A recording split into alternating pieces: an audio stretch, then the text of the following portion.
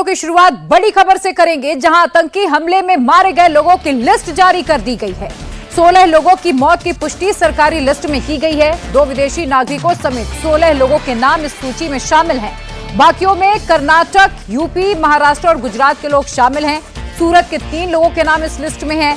नेपाल के 2 लोगों की मौत इस आतंकी वारदात में हुई है, जबकि हरियाणा के विनय नरवाल की भी मौत हुई है। हालांकि हमारे सोर्सेज बता रहे हैं कि मरने वालों का आंकड़ा 26 है, लेकिन फिलहाल ये जो लिस्ट जारी की गई है, आपको बता दें, इसमें कर्नाटक, यूपी, महाराष्ट्र, गुजरात के पर्यटकों के नाम शामिल हैं, जबकि हरियाणा के विनय नरवाल की भी मौत हो गई है। महाराष्ट्र के अतुल श्रीकांत मोने की इस आतंकी वारदात में जान गई। उत्तर प्रदेश के शुभम द्विवेदी ने अपनी जान इस आतंकी वारदात में गंवाई है।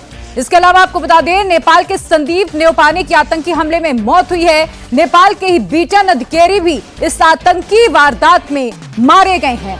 आपको बता दें कि आज जम्मू कश्मीर के पहलगाम के बैसन घाटी में बड़ा आतंकी हमला हुआ है, जिसमें कुल 26 लोगों की मौत की खबर हमारे सोर्सेस बता रहे हैं। लेकिन जो ऑफिशियल लिस्ट आई है, इसमें 16 लोगों के नाम इस लिस्ट में जारी किए गए हैं। आपको बता दें कि ये जो लिस्ट सामने आई है, इस लिस्ट में 16 लोगों के नाम इस सूची में दिए गए हैं। आतंकी हमले में मारे गए लोगों की ये जो सरकारी लिस्ट है, इसमें 16 लोगों की फिलहाल पुष्टि कर दी गई है, जिसमें 2 विदेशी नागरिकों समेत 16 लोगों के नाम इस सूची में हैं। बाकियों में आपको बता दें, कर्नाटक, यूपी, महाराष्ट्र, गुजरात के लोग शामिल हैं, जबकि सूरत के 3 लोगों के नाम भी इस लिस्ट में हैं। नेपाल के 2 लोगों की मौत इस आतंकी वारदात में हुई है। हरियाणा के विनय नरवाल की भी मौत इस आतंकी हमले में हुई है।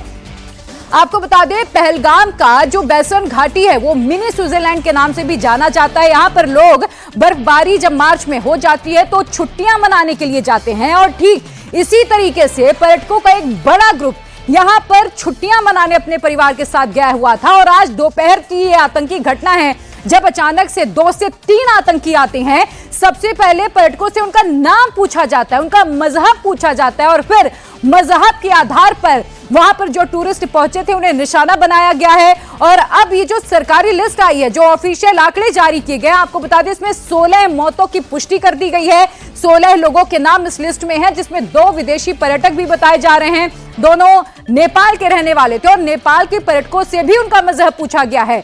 आपको बता दें कि ये जो इस वक्त आप तस्वीरें देख रहे हैं, ये वही महिला है जिसके पति को गोली लगी है। महिला बता रही कि वो साइड में खड़ी है, भेलपूरी खा रही थी। अचानक से आतंकी आते हैं, पूछते हैं कि आपका नाम बताइए। नाम की कंफर्मेशन लेते हैं और कहते हैं जब ये हिंदू, अच्छा मुसलमान नहीं है, और फिर उसे गोली मार दी जाती है। ये महिला का बयान है, जो महिला उस वक्त वहां पर मौजूद थी, जिसके पति को गोली लगी है। अब तक आपको बता दें, जो ऑफिशियल आंकड़े सामने आई हैं, उसमें 16 मौतों की पुष्टि कर दी गई है। हालांकि हमारे सोर्सेस बता रहे हैं कि लगभग 26 मौत हुई है। अभी हमें थोड़ा और इंतजार करना होगा, हो सकता है कि मौतों का आंकड़ा भी आगे बढ़ भी जाए, लेकिन ऑफिशियल आंकड़े जो सामने आए, उसमें 16 लोगों के नाम जारी किए गए हैं, जिसमें कर्नाटक, यूपी, महाराष्ट्र, गुजरात के पर्यटक हैं। आपको बता दें कि टीआरएफ ने इस हमले की जिम्मेदारी ली है। ये वही संगठन है जिसमें 2023 में रोक लगा दी गई थी सरकार की ओर से। 2019 में यह संगठन अस्तित्व में आया, और उसके बाद लगातार तेजी से घाटी में कई आतंकी वारदातों में शामिल रहा, जिसके बाद 2023 में इस संगठन को बैन कर दिया गया था।